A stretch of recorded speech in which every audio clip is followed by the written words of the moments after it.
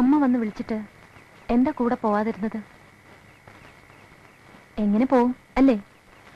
കമ്പനിയിൽ നിന്ന് ഞങ്ങളെ കുടിയൊഴിപ്പിക്കാൻ വന്ന ആളല്ലേ? അപ്പൊ പിന്നെ ആ ജോലി പൂർത്തിയാക്കാണ്ട് പോവാൻ പറ്റില്ലല്ലോ അല്ലേ? ഞങ്ങൾ എന്ത് തെറ്റിയിട്ടാ സ്വാമി ഈ ദ്രോഹമൊക്കെ ഞങ്ങളോട് ചെയ്തത്?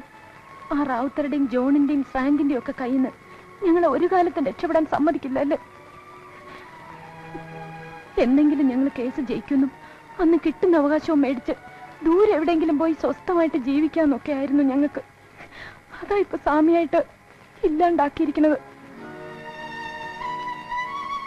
ഇനി എവിടെ ആയാലും എന്താ, ഈ ദുഷ്ടന്മാരുടെ കൂടെ ജീവിച്ചു മരിക്കാനാണ് ഞങ്ങളുടെ വിധിയെന്ന് കരുതി ഞങ്ങൾ സമാധാനിച്ചോളാം. സ്വാമി പേടിക്കണ്ട, ഇതിന്റെ പിന്നിൽ സ്വാമിയായിരുന്നെന്ന് ഇവിടെ ഒരാളോടും ഞാൻ പറയില്ല.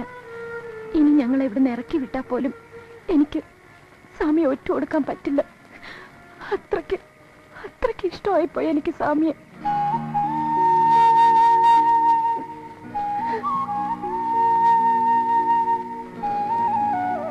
ഇപ്പൊ സ്വാമി വിചാരിക്കുന്നുണ്ടാവും ഇതൊക്കെ ഞാൻ എങ്ങനെ അറിഞ്ഞുന്ന്.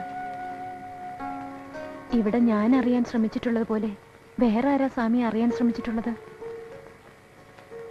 അങ്ങനെ എല്ലാം അറിഞ്ഞ കൂട്ടത്തിൽ സ്വാമിയുടെ മനസ്സിലുള്ള കള്ളത്തരം കൂടി അറിഞ്ഞുപോയെന്നേ ഉള്ളൂ. പിന്നെ ഒന്നുകൂടി ഞാൻ അറിഞ്ഞു, ആ മനസ്സിൽ ഒരിക്കലും എനിക്ക് സ്ഥാനമില്ലാന്ന്.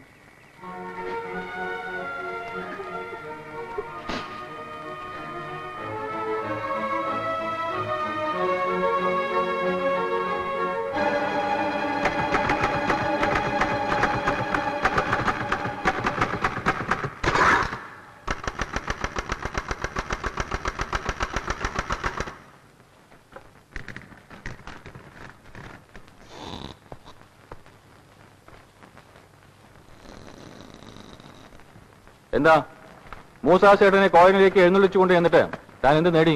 നേടിയത് മുഴുവൻ താനല്ലേ. ആ പാവം മനുഷ്യനെ കിടപ്പാടം പോലും ഇല്ലാതാക്കി പെരുവഴിയിലാക്കിയില്ലേ? തന്നോട് ദൈവം ചോദിക്കും. ചോദിച്ചോട്ടെ, എന്റെ കാര്യം ഞാൻ പറഞ്ഞോളാം. ഞാൻ ഒരാളെയെ പെരുവഴിയിലാക്കിയിട്ടുള്ളൂ. പക്ഷെ നീയോ 100 കുടുംബങ്ങളല്ലേ പെരുവഴി ഇറക്കിയിരിക്കുന്നത്.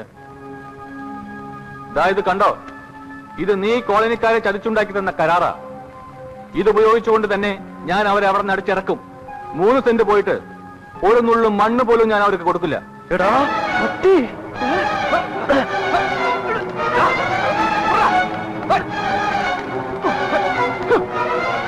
എന്താ എന്താ ഇത്? പേപ്പർ വാങ്ങും സാർ, കരാർ വാങ്ങും സാർ. അതുകൊണ്ട്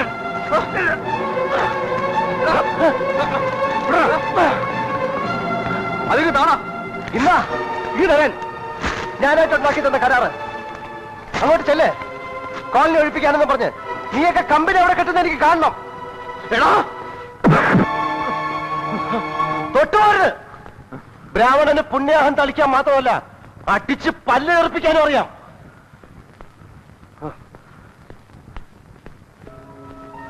ഇപ്പൊ ഇവൻ പിച്ചു ചീന്തി നമ്മുടെ മുഖത്ത് എറിഞ്ഞില്ലേ, അതുപോലെ ഇവനെയും പിച്ചു ചീന്തണം. ആ കോളനിക്കാരെ കൊണ്ട് അവിടെ ഇട്ട് ഇവനെ പിച്ചു ചീന്തിക്കണം.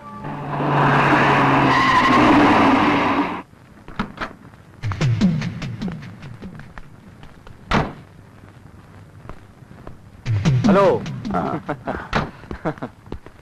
വരൂ വരൂ.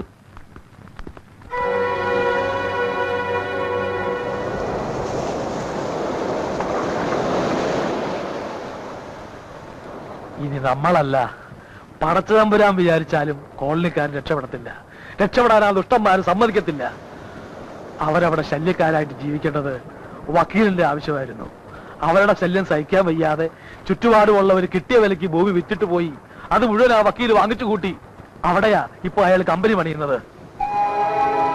ഒടുക്കം അയാൾ കൊണ്ടുവന്ന ദുഷ്ടന്മാർ തന്നെ അയാൾക്കെതിരായപ്പോ അയാൾ തോറ്റു എന്നാണ് ഞാൻ വിചാരിച്ചത്. പക്ഷെ ഇപ്പം അതും നീയായിട്ട് തീർത്തു കൊടുത്തു. ഇനിയിപ്പോ അയാൾക്ക് എന്താ, ആരെ പേടിക്കാനാ? ചേട്ടു, ഇല്ല, അയാൾ വിചാരിക്കുന്ന പോലെ ഒന്നും നടക്കാൻ പോകുന്നില്ല. ഞാൻ നേരെ ഇപ്പൊ പോകുന്നത് ആ കോളനിയിലേക്കാണ്. അവരോടെല്ലാം ഞാൻ തുറന്നു പറയും.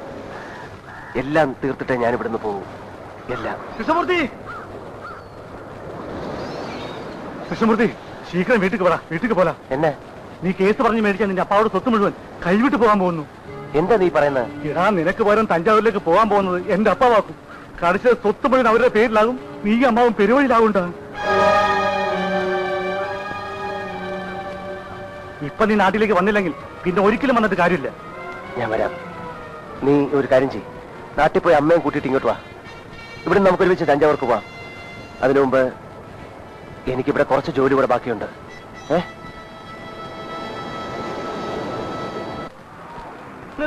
നിർത്തുക സേട്ടു, മൂസ സേട്ടു. ആ, ഇവിടെ ഉണ്ട്. നമ്മുടെ സ്വാമി എങ്ങാനും ഇവിടെ വന്നോ? വന്നിട്ട് പോയല്ലോ. എങ്ങോട്ട്? കോളനിയിലേക്കാണെന്നാ പറഞ്ഞു. എന്റെ ഈശോയെ, സ്വാമിനി അങ്ങോട്ട് പോവാൻ പാടില്ല. അവിടെ ആകെ കുഴപ്പമായി. അതാ സ്വാമി കമ്പനിയുടെ ആളാണെന്ന് അവിടെ അറിഞ്ഞുപോയി. കമ്പനിക്കാർ തന്നെ സ്വാമി ഒറ്റ കൊടുത്തു. ആ,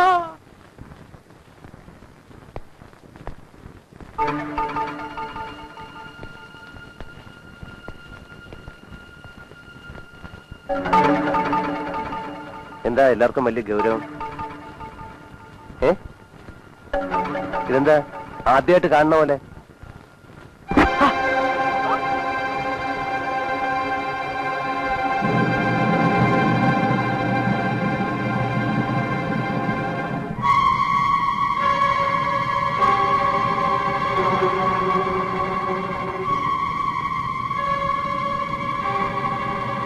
എന്താ? നീ എന്റെ വീട്ടിൽ വന്ന് താമസത് ഇതിനായിരുന്നല്ലേടാ? നീ കമ്പനിക്കാരുടെ ചാരനാണല്ലേ? ഞങ്ങളെ കുടിയൊഴിപ്പിക്കണം അല്ലേടാ? നിനക്കൊന്നും വീടും കൊടുക്കും അമ്മയും മങ്ങന്മാരൊന്നും ഇല്ലടാ, ദ്രോഹി. ശരിയാണ്, ഞാൻ നിങ്ങൾക്കൊരു ദ്രോഹം ചെയ്തു പോയി. അത് പറയാനാണ് ഞാൻ വന്നത്. മോനെ, ഞങ്ങളെ പറ്റി എന്താണെന്ന്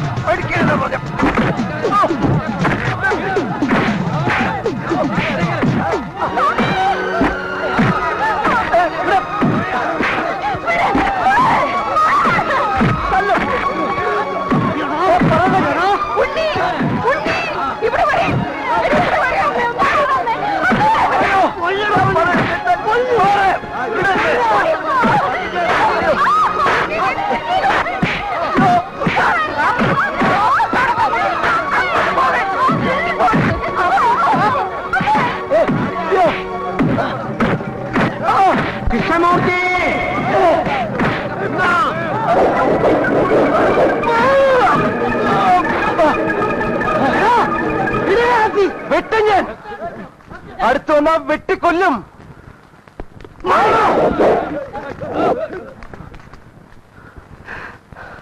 വിശ്വസിക്കേ, എന്നെ വിശ്വസിക്കേ. ഞാൻ പറയുന്നതാ സത്യം. ഞാൻ ചെയ്തതൊരു മഹാപാപമാണെന്ന് നിങ്ങളെക്കാൾ കൂടുതൽ മനസ്സിലാക്കിയവനാ ഞാൻ. ആ പാപത്തിന് എല്ലാ പരിഹാരവും കണ്ടിട്ടാണ് ഞാൻ വന്നിരിക്കുന്നത്. അല്ലാണ്ട് നിങ്ങളെ പെരുവഴിയിൽ ഇറക്കി വിട്ടിട്ട് ഇവിടുന്ന് രക്ഷപ്പെടാൻ വന്നതല്ല. എന്റെ അമ്മ സത്യം. നിങ്ങളെ ഒരാൾ ഇവിടുന്ന് ഇറക്കി വിടില്ല. ഒരാൾക്കും ഇറക്കി വിടാൻ പറ്റില്ല. എന്നെ വിശ്വസിക്ക്. ആ വക്കീലും കമ്പനിക്കാരും കൂടി ചേർന്ന് എന്നെ ചതിക്കുകയായിരുന്നു, നിങ്ങളെ ചതിക്കുകയായിരുന്നു, ആ മൂസ സേട്ടുവിനെ ചതിക്കുകയായിരുന്നു.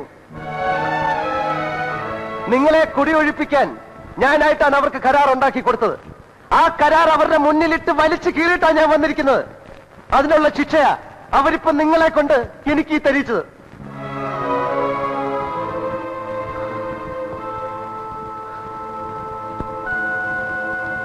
സാരമില്ല, ഒന്നുമില്ലെങ്കിലും എനിക്കിനി മനസമാധാനത്തോടെ മടങ്ങിപ്പോവാല്ലോ. അത് മതി, അത് മാത്രം മതി എനിക്ക്. പക്ഷെ നിങ്ങൾക്കിവിടെ സമാധാനമായിട്ട് ജീവിക്കണമെന്നുണ്ടെങ്കിൽ ആ മൂസ സേട്ടുവിനെ ഇവിടെ കൊണ്ടുവരണം. നിങ്ങളോടൊപ്പം ഇവിടെ താമസിപ്പിക്കണം. അങ്ങനെയെങ്കിലും നിങ്ങൾ ഇത്രയും കാലം അയാളോട് ചെയ്ത ദ്രോഹത്തിനൊരു പരിഹാരം ചെയ്യും. അയാൾ പാവമാണ്. അയാളെപ്പറ്റി നിങ്ങൾക്കൊന്നും അറിയില്ല. ഈ സ്ഥലം നിങ്ങൾക്ക് വിട്ടുതരാൻ അയാൾ തയ്യാറാണ്. പക്ഷെ നിങ്ങളിൽ തന്നെയുള്ള ചിലരാണ് അതിന് സമ്മതിക്കാത്തത്. അവരെയാണ് നിങ്ങൾ തിരിച്ചറിയേണ്ടത്.